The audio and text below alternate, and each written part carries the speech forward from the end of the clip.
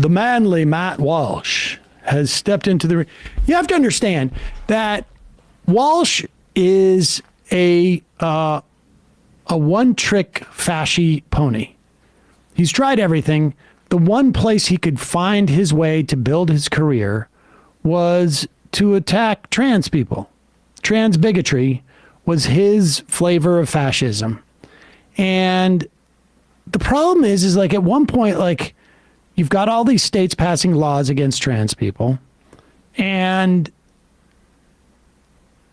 even though it does seem like there is an endless appetite amongst conservative people for bashing trans people, even though the impact of trans people existing and getting care probably touches the lives of very few of his audience in any material way whatsoever.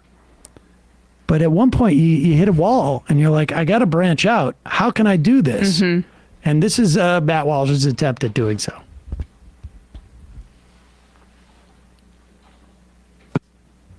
The organization's NFL. And the best is he's got his lumberjack shirt on. Oh yeah. There is no way. There's no way this guy's hands have ever touched a maul. Yeah, never been sweated in. I mean, his hands look pretty dainty there, I gotta say. I'm not seeing many calluses. I know it's a little bit of a lower resolution. But we're just saying, I mean, you don't need calluses, but if he's wearing the lumberjack shirt, he's trying to project an image. Yeah, I know that's what I'm saying, but I can spot some manicured hands from a mile away, buddy. The organizations, NFL and NHL, are both certainly a lot less manly today than they were even 10 years ago, certainly 30 years ago. But if we were having this conversation 10 years ago, before the NHL started doing Pride Nights and all the rest of it, then maybe you could make an argument for the NHL. But now, and the NFL went woke too, but not to that level. Like the NFL teams aren't doing Pride Nights, where they got to wear the rainbow uniforms and everything else. So NFL wins out for that alone. NHL is Pride Nights. All right, can you pause it for a sec? First of all, loser. I thought that they were saying when Kaepernick was kneeling and Odell Beckham Jr. was like pretending to pee like a dog in protest of Trump calling NFL players sons of bitches. I was told that that the NFL had gone woke at the same time, but now it's different because they don't do Pride Night. What happens in the NHL, and there have been many players who have refused to participate in the Pride Night, is they do warm-ups and they come out in jerseys that have rainbow flags on them, or the numbers are rainbow or whatever. And each team had been trying to do it to show more inclusivity. They do it for breast cancer. They do it for other kinds of social issues. I'm sure they do it for patriotism. Yes, but there were players that made on varieties of different teams that made a lot of headlines because they refused to participate. So that's just the context I wanted to give people. They're not changing the jerseys. That, by the way, last year, the NHL started implementing patches and helmet decals for corporations so they could raise more money. I didn't hear all the bitching and moaning about that being such a change. Well, because that's manly. I know, right. And if you're inclusive in any way, you're unmanly. I got it. According to the manliness expert, Matt Walsh, and he's a manly expert because he's wearing his lumberjack shirt. And I just will say, Morgan Barron, I believe it was Morgan Barron on the Winnipeg Jets, was hit in the face by a skate a few weeks ago. He had to get dozens of stitches in his face and came back onto the ice to finish the game with stitches in his face when a skate came up and sliced him like this. Right. So, I mean, I'm not advocating for that. That's pretty ridiculous. But the guy with the beard dye is lecturing NHL players on manliness. NFL teams aren't doing Pride Nights, where they got to wear the rainbow uniforms and everything else. So NFL wins out for that alone. NHL is Pride Nights. NFL doesn't at this point. So NFL wins. Then we talk about the sports. And yeah, on hockey, you've got first of all, fighting after the play is part. I mean, that's cool. The fact that you can just beat the hell out of each other for reasons nothing to do with what's actually happening on the. I don't know. I've never watched hockey, but I guess. Yeah, sorry. This is a man who doesn't know anything about sports. Yep. Talking about sports. No, nothing. He's never watched hockey, but he just assumed. It's manly though. Like he assumed it was the manlier one because all white people played it. This is the manliest thing This is the manliest sport of. I mean, the third period was extra manly. Yeah. And what a shame they're in Nashville. They have at least until recently they have a fun team in the Nashville Predators. And Well, they're he's just keeping it on the. Yeah. You guys get mad at each other. You just beat the hell out of each other, and it's understood that that's what you're going to do. So that's cool. You don't have that as much in football, but at the same time, I got to deduct points based on the fact that you are on ice skates, which is a little bit, it's like that's what figure skaters. Man, his guest is loving this, and it's like it's a little bit sort of dainty. You're ice skating around. You can never be fully manly on ice skates or it's like on rollerblades. How manly? You can do a version of roller hockey's a thing, right?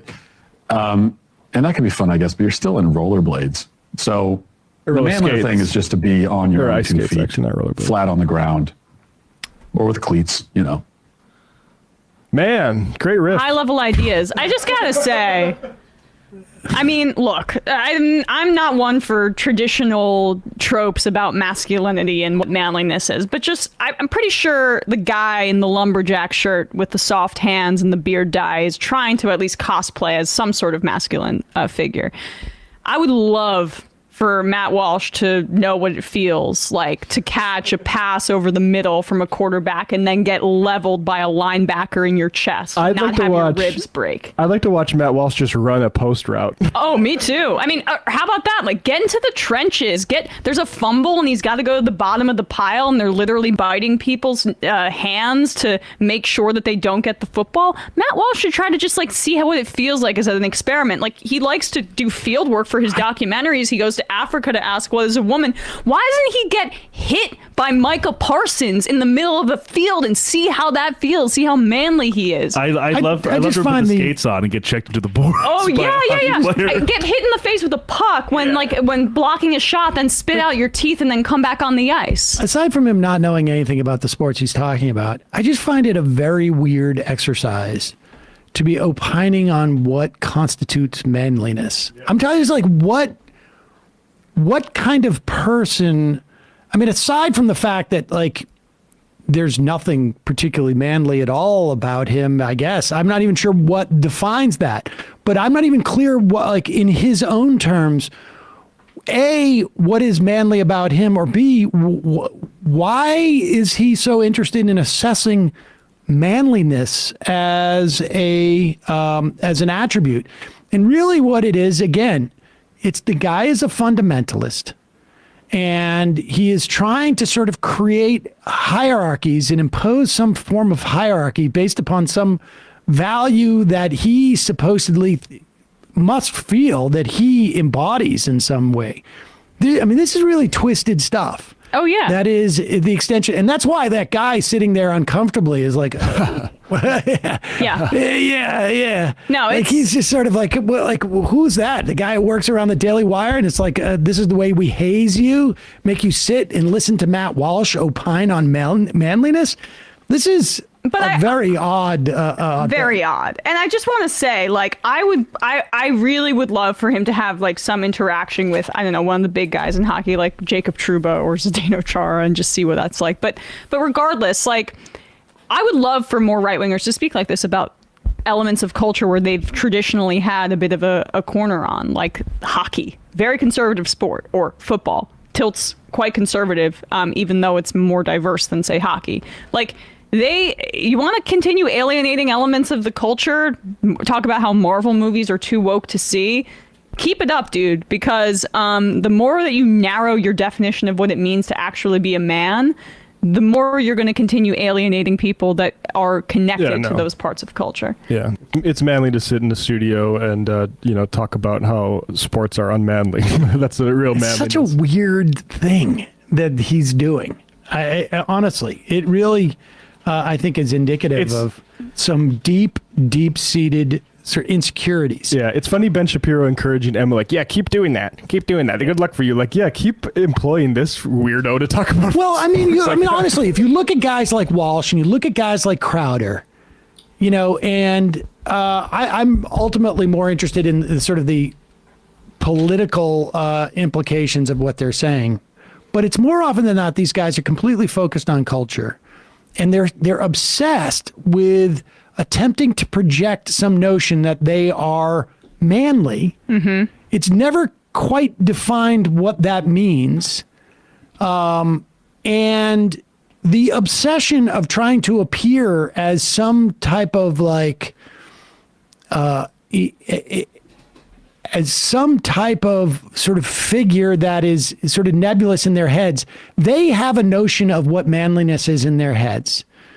They are desperate to meet that and feel that they can't. I mean, anybody who's played hockey or played football or played baseball or anybody who's played these sports is like, first off, the idea that it is a measure of manliness is just absurd. Nobody who plays these sports thinks about it in that way.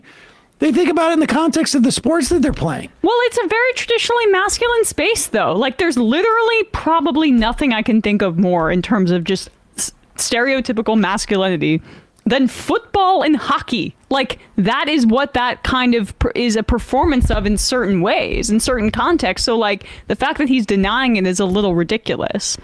Well, it may be a masculine pursuit, but baseball players don't think of other baseball players broadly how speaking. manly It's we're like being. how manly we are today on the agree. field. It's all about like the actual actions that they're taking. Like, we played like a good team today, or that guy can, destroy the ball, or You make a good point. It's only someone who's so insecure about their about their grasp on their masculinity thinks about these like cultural staples in this manner. Totally. That's exactly my point. Is that like, yeah, okay, football is a sport that's associated with masculine and hockey, like, it's a more popular sport with men, broadly speaking.